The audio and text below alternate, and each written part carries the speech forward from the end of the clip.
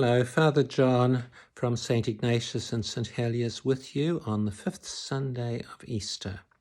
Well, first of all, how are you doing in level 3 of our lockdown? Looking forward, I hope, to some more form of normality.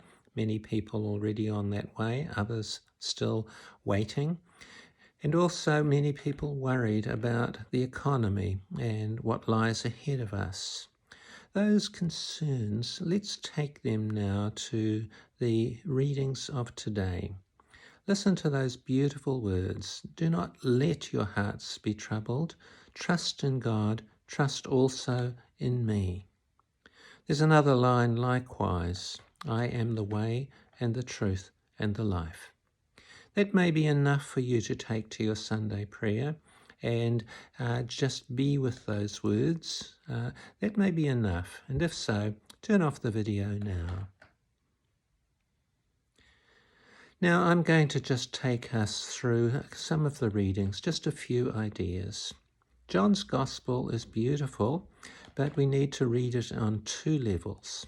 On one level, we find Jesus at his Last Supper talking to his disciples, comforting them and telling them that he is going away. And he is going to his Father's house, shorthand for heaven, and from there he will return. And so, of course, the way to that place, he says, we know.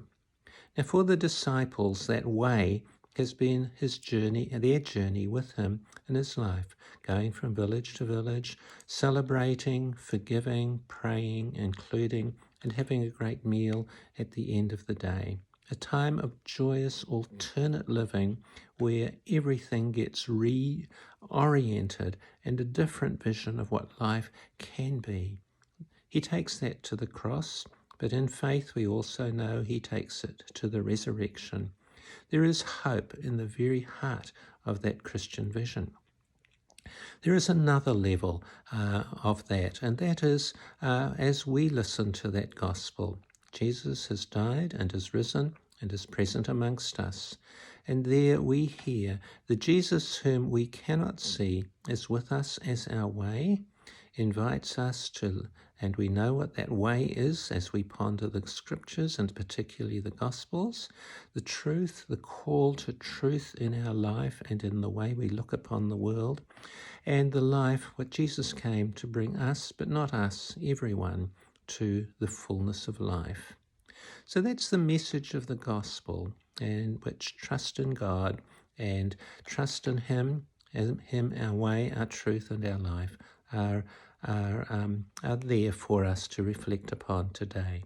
I'll throw in two other things which are related, I hope, to our lockdown issues. The first is the second reading, where Jesus is described as part of a building. He's the cornerstone from which everything else is measured out, and we are the people who are the building and built up.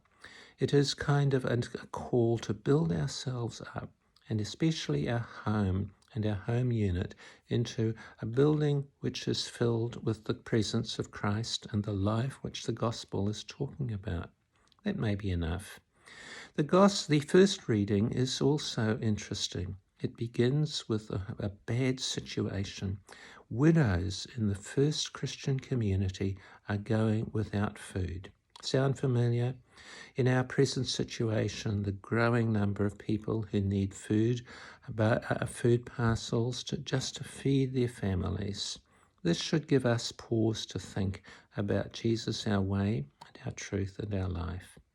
It's a chance for us to rebuild our economy where there are plenty of jobs, where people who, inverted commas, at the bottom of the rung are able to live a reasonable life where everybody can be fed.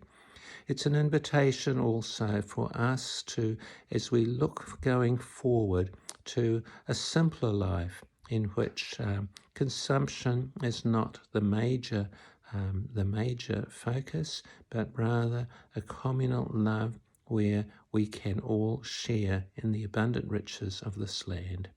As we go forward, that is our way and our truth and our life, and Jesus leads us there.